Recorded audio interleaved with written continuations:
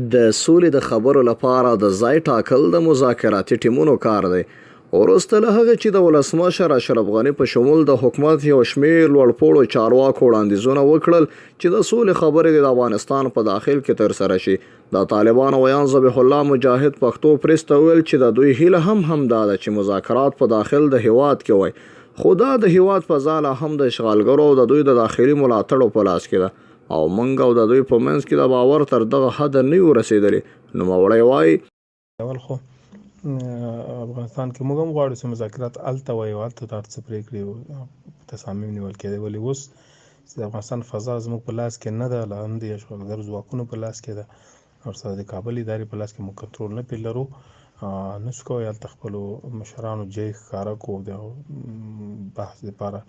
همداراز د هغو د تګ راتګ لارې او طریقې او امنیتي سیستم چې د هغه درهم برهم کو، ځکه په مقابل جهت دا باور تر اوسه نشته. کله که بیا وروسته مناسب فرصتونه راغله کېدای شي وروسته پړاوونه بیا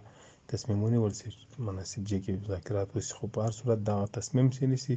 د مذاکراتي ټیمونو کار ده. زموږ ټیم په دې مورد باندې هم ځواب ویلی شي، هم خبرو ته آماده ده، هم د مقابل جهت د ټیم سره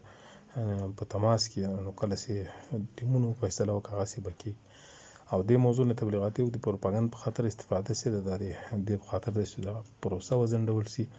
او خنډ واچول شي، مسؤلیت یې بیا د هغه چا په غاړه ده چې دغسې موضوعات ته لمن وي.